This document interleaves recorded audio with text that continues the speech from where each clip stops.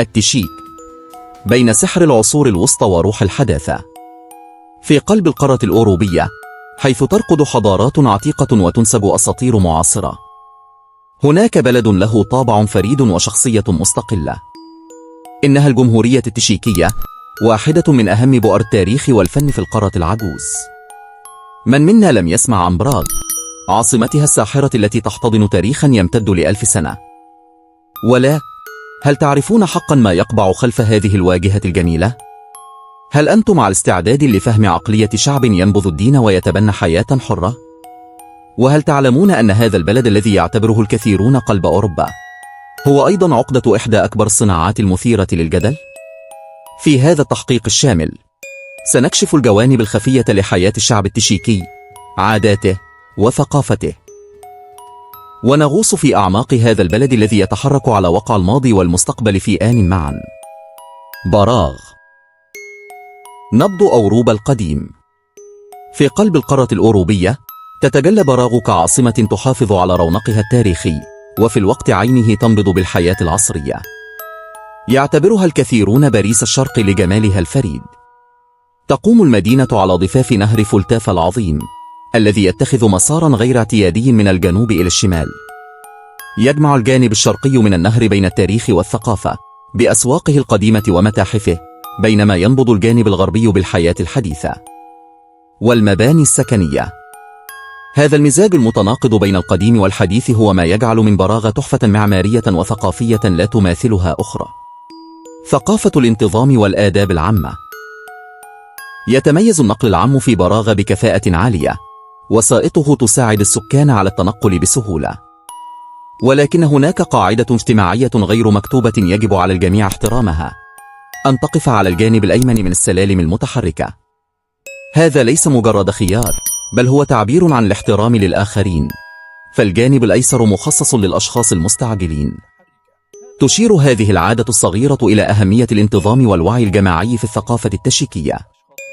والأمر نفسه ينطبق على شراء التذاكر في المترو، فبالرغم من عدم وجود بوابات، إلا أن عليك شراء تذكرة، وإلا ستتعرض لغرامة قد تفسد يومك. فالثقة ليست ساذجة، بل هي منظومة تعاقب من يخالفها. الكورونا وفخ الصرافة. تستخدم جمهورية التشيك عملتها الخاصة الكورونا، وقد يجد السائح نفسه في حيرة بين تغيير عملته في المطار أو في المدينة. ولكن احذر، فأغلب مكاتب الصرافة في المطار وحتى في المناطق السياحية الحيوية تقدم أسعار صرف متحفة مع عمولات خفية. وليس الأمر مقصورا على مكاتب الصرافة، فالكثير من أجهزة الصراف الآلي، خاصة تلك التابعة لشركات خاصة، تقتطع نسبا عالية من مالك.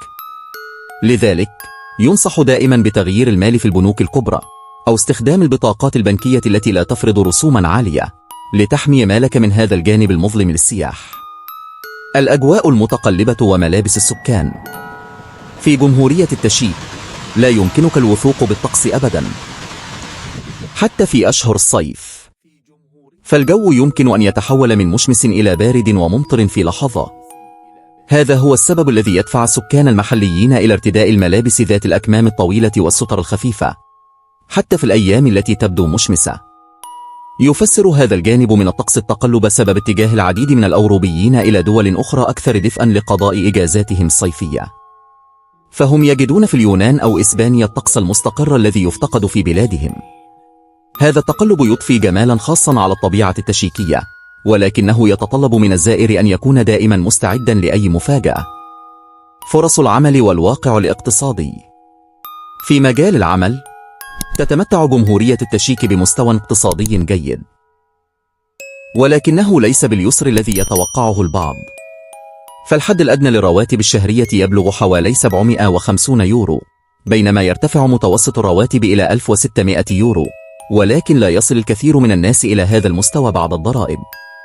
يعد العمل في خدمات التوصيل مثل وولت خيارا متاحا للكثير من الوافدين، ويبلغ متوسط دخل العامل فيها حوالي 1000 يورو شهريا.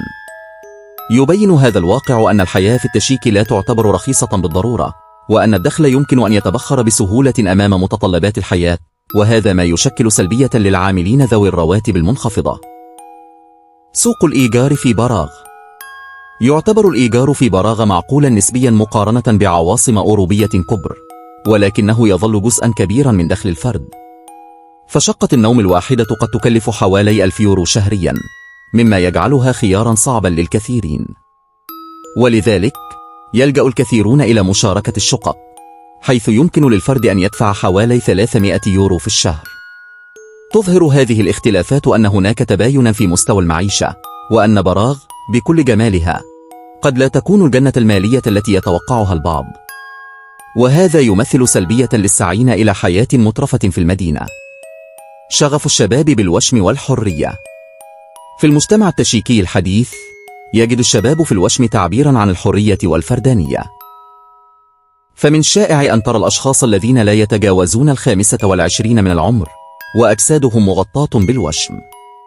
هذا الانفتاح لا يقتصر على الوشم فقط، بل يمتد إلى ممارسات أخرى مثل المقامرة وتدخين الماريجوانا، والتي يتعامل معها بتسامح كبير في المجتمع.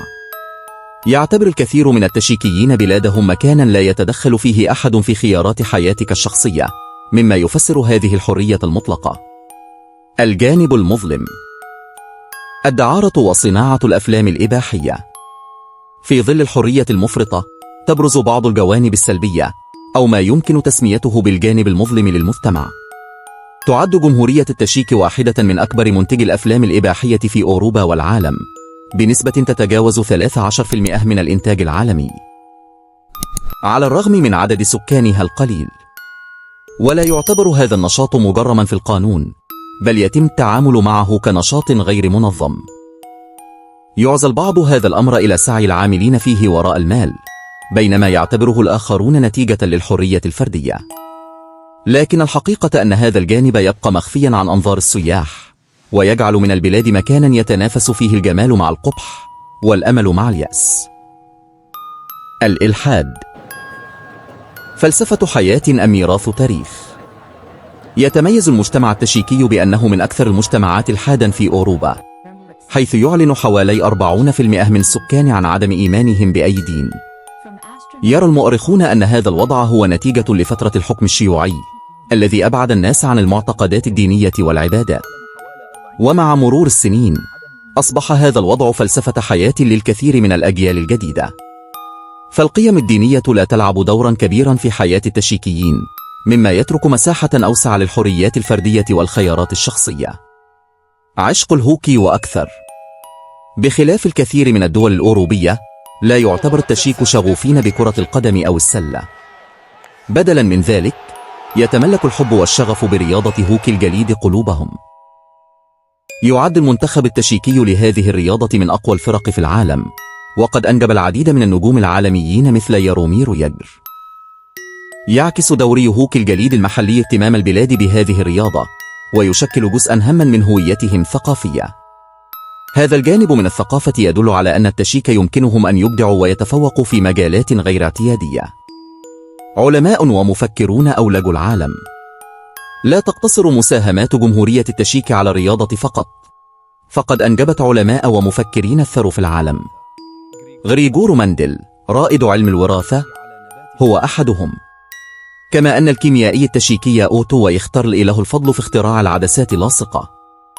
وعلى الصعيد الأدبي يعد فرانز كافكا من أهم الأدباء العالميين، الذي تناول في أعماله قضايا الاغتراب والبيروقراطية. وأضافت التشيك إلى لغة العالم كلمة جديدة، فقد ظهرت كلمة روبوت لأول مرة في مسرحية لكارل تشابيك، لتصبح اليوم جزءا من مفردات التكنولوجيا الحديثة. أقل الشوارع وسعا وأكبر الأحياء احتفاء. في براغ كل ركن له قصة، فمن أقصر شوارع العالم إلى أكبر الأحياء يبقى الصحر حاضرا. في حي مالاستران القديم يقبع الشارع الأضيق الذي يصل عرضه إلى 48 سنتيمترا فقط، ويتطلب استخدام إشارة مرور لتنظيم حركة المشاة. أما في الجانب الآخر من المدينة فيقع حي اليهود التاريخي، الذي تقول الأسطورة إنه نجا من قصف الحرب العالمية الثانية، لأن هتلر كان يريد اتخاذه متحفا لعرق منقرض.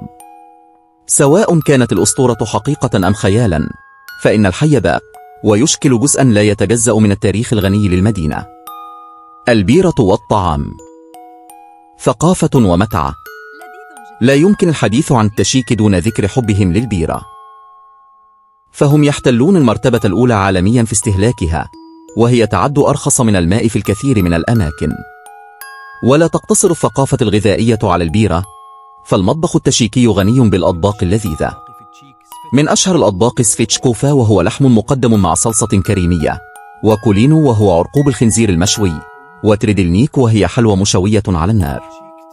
كل هذه الأطباق تقدم للزائر ترحيبا حرا، وتعرفه على أصالة البلاد.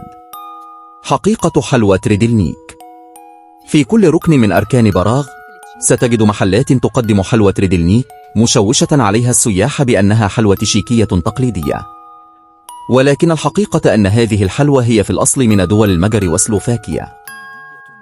تخلق هذه الخدعة التسويقية جدلا بين السكان المحليين، ولكن الأمر لا يقتصر على هذه الحلوى فقط، فمن الشائع في المناطق السياحية أن تقدم العديد من المنتجات بصفة أنها تقليدية، ولكنها ليست كذلك. إيجابيات وسلبية. في ختام رحلتنا يمكننا أن نجمل أهم ما يميز جمهورية التشيك. من إيجابياتها الأمان العالي، والنظافة الشديدة في شوارعها، وثقافتها الغنية، وتراثها التاريخي العريق، كما أن نظامها التعليمي من الأفضل في العالم. أما عن سلبياتها فالأسعار غالية نسبيا، والطقس متقلب، وتنتشر فيها بعض الظواهر الاجتماعية المثيرة للجدل مثل صناعة الأفلام الإباحية. ومع كل هذه التناقضات تبقى التشيك وجهة فريدة وساحرة تستحق الاستكشاف. وفي الختام أيها المستكشفون الأعزاء، نكون قد وصلنا إلى محطتنا الأخيرة في هذه الجولة الممتعة في أرجاء جمهورية التشيك، البلد الذي يمزج بين سحر العصور الوسط وحداثة الحياة العصرية، ويقدم لزائره كنوزا تاريخية وثقافية لا تنس، وفي الوقت نفسه يكشف عن جوانب اجتماعية قد تكون مثيرة للجدل. لقد شاهدنا كيف أن هذه البلاد بكل ما فيها من تناقضات تظل تقدم تجربة غنية ومتنوعة لكل من يختارها وجهة لاستكشافه. نأمل أن تكون هذه الحلقة قد أضاءت لكم جوانب خفية من هذه الدولة الأوروبية الفريدة، وأضافت إلى رصيدكم المعرفي صورة أكثر شمولية عنها. نذكركم بأن قناة كوكب الغرائب والثقافات تسعى دائما لتقديم قصص وثائقية معمقة لتقدم لكم تجربة معرفية لا تنسى من كل أنحاء العالم. إذا استمتعتم بهذه الرحلة فلا تترددوا في الاشتراك في القناة وتفعيل جرس الإشعارات ومشاركة الحلقة مع أصدقائكم المهتمين باكتشاف أسرار العالم الخفية وقصصه التي لم تروى بعد. دعمكم يساعدنا على الاستمرار في كشف المزيد من الحقائق والقصص المبهرة. إلى لقاء آخر في كوكب الغرائب والثقافات، وقصة جديدة تنتظر أن تروى.